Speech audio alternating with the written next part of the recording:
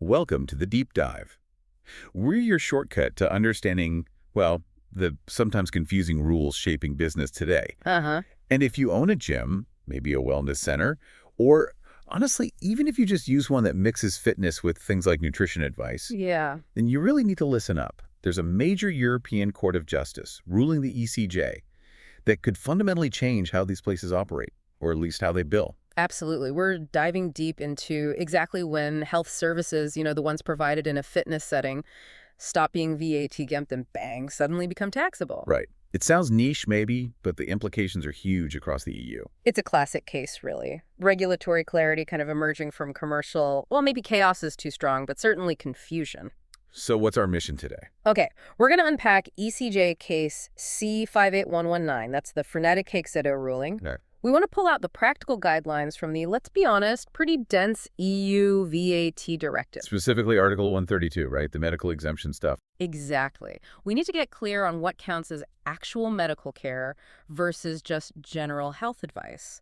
And crucially, understand what happens when you bundle services together. What does that mean for the bottom line? Okay, let's start with the company itself. Frenetikexito. They were running sports facilities in Portugal. Yep. Offering your standard gym memberships. But they also added what they called human health activities. Yeah. Specifically, things like nutrition monitoring, advice, physical checkups. And they seem to understand the market, They hired a qualified, certified nutritionist, an employee, Okay. who was actually on site 1 day a week.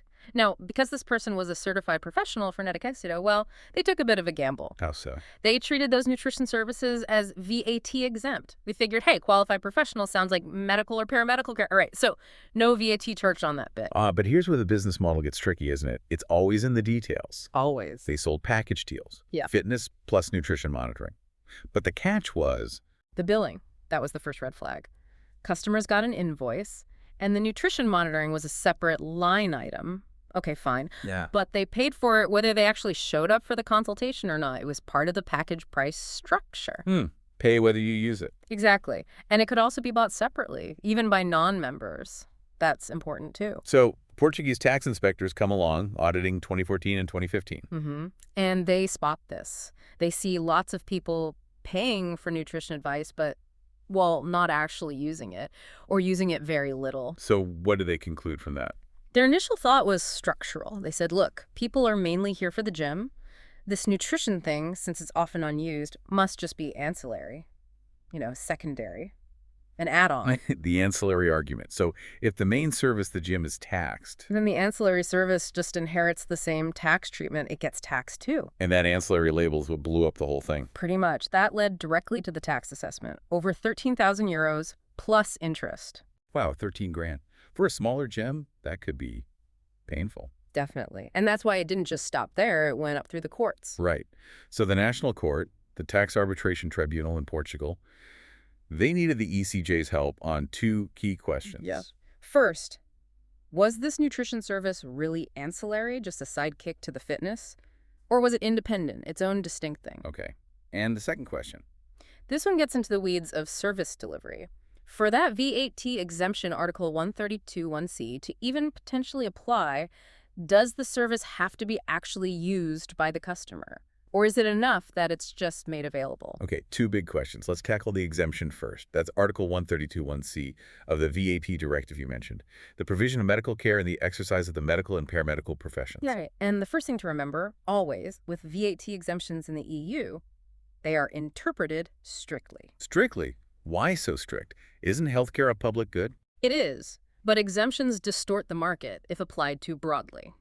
The basic rule is everything's taxed unless there's a very specific, narrow reason not to be. The ECJ needs to protect the public interest goal of the exemption, yes, but also ensure fiscal neutrality. Fiscal neutrality. Yeah. Unpack that for us in this context. Okay, think competition. If Frenetikexito gets away with calling general nutrition advice medical care and making it VAT exempt, they immediately have, say, a 20% price advantage over a standalone nutritionist down the street. Right, if that independent nutritionist has to charge VAT for similar non-therapeutic advice. Exactly. The VAT system can't be set up to favor one business model over another for essentially the same economic activity, Yeah. so the exemption has to be applied like a scalpel, very precisely. That makes sense. It's not about being anti-health. It's about fair play in the market. So let's look at the ECJ's actual test for medical care under this rule. Okay, they basically set up a two-part hurdle. Part one is usually the easier one, professional context. Is the person providing the service recognized as a medical or paramedical professional under that country's rules? Here, the ECJ sort of assumed, yeah, the certified nutritionist probably met this. They left final confirmation to the Portuguese court, but it wasn't the main issue. Okay, so the nutritionist was qualified. Tick that box. Why did the exemption still fail? Part two, the purpose test. This was the killer. The service itself must have a therapeutic purpose. Therapeutic purpose. Define that. The court was clear.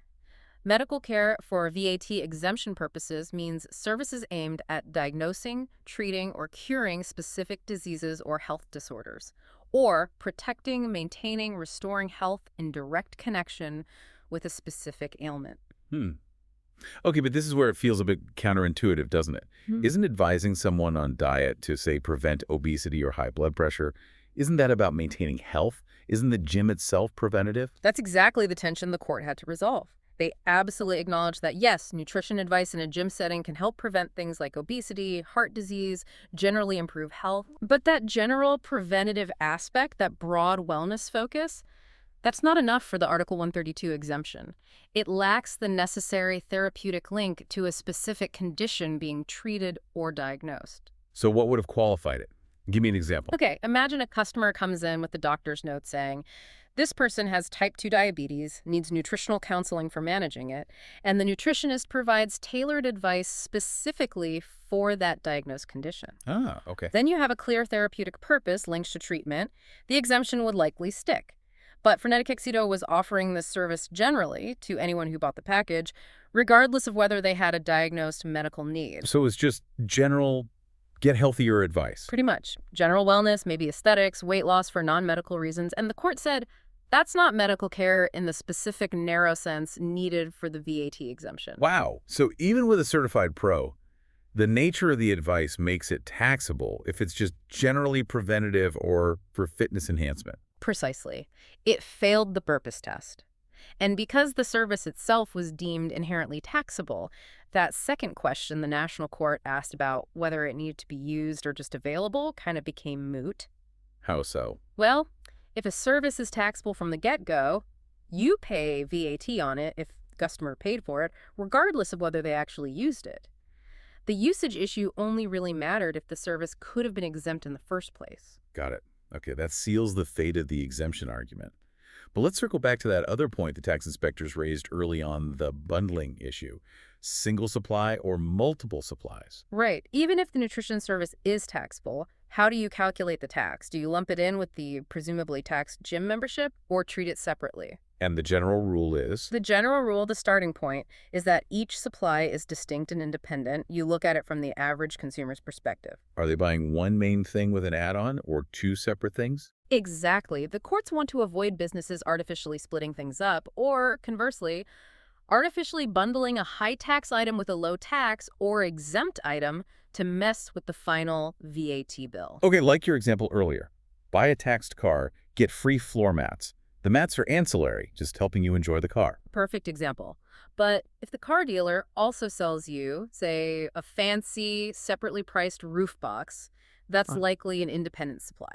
So how did the ECJ decide which category the nutrition service fell into? They looked at, again, sort of two main things for this single supply test. First, indivisibility or the economic link. Could you get one without the other? Basically, yes. And in Frenetikexito's case, the evidence pointed towards independence. The nutrition was invoiced separately.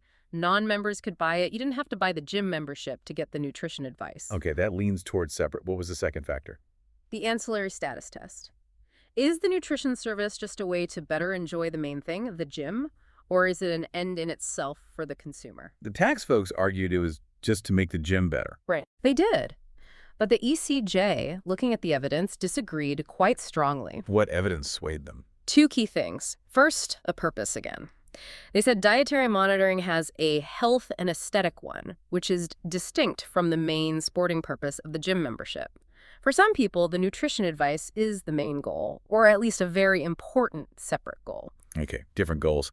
And the second piece of evidence, this one seems like the real clincher. Oh, it was huge. Money talks, as they say.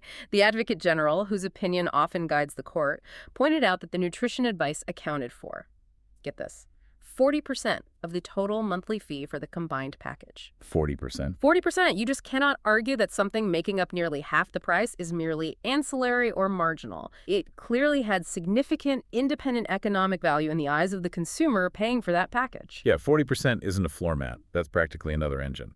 Exactly. It's clearly a major component, not just a minor add-on to help you enjoy the workout more. It's a valuable service in its own right. So that must have just killed the single supply argument dead. Pretty much sealed it. The ECJ told the Portuguese court, look, based on the separate invoicing, the distinct purpose, and especially that significant economic value, you have to treat these as distinct and independent supplies. And since the nutrition service failed the therapeutic test earlier, it gets taxed as a separate supply at its own appropriate VAT rate. Okay, so let's crystallize the aha moment here for listeners running or using these kinds of bundled wellness services. Two big takeaways, really. One, if you want any part of your service bundle to be VAT exempt as medical care, you absolutely need documentation proving a specific therapeutic purpose. A doctor's referral, a diagnosis being treated, general wellness won't cut it. And two, if that extra service, like nutrition planning, has real standalone value demonstrated by, say, its price or how it's offered, then it's almost certainly an independent supply. You can't just hide it tax-wise under the main service, especially not if it's like 40% of the value. Invoice it separately, tax it appropriately. Trying to bundle it implicitly is asking for trouble. So we've kind of navigated this tricky legal text, the VAT Directive, through a real-world business dispute, and the outcome is pretty stark. Preventative health stuff, even from qualified pros, generally lands on the taxable side unless it's explicitly treating a diagnosed condition. Right. And the court would argue this isn't unfair. It's about fiscal neutrality. The ruling distinguished between identical-sounding services, nutrition advice based on their purpose.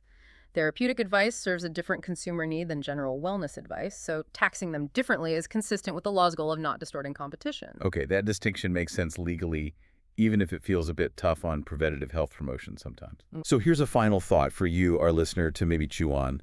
If this highly detailed certified nutritionist's advice with 40% of the package is taxable because it lacks a specific therapeutic link, what about the other end of the spectrum? Go on. What happens when, say, a regular personal trainer who isn't a certified nutritionist gives some basic dietary tips as part of a standard, already taxed training session? You know, the usual eat clean, watch the carbs kind of chat. Interesting question. Does this ruling imply that tax authorities might start looking more closely at the content of all coaching? Could that informal advice technically be seen as a separate, albeit low-value, service? Where does that line get drawn now? Will trainers need to be careful about documenting exactly what advice they give? That definitely opens up a whole other can of worms, doesn't it? A question for another deep dive, perhaps. Indeed. Lots to think about there.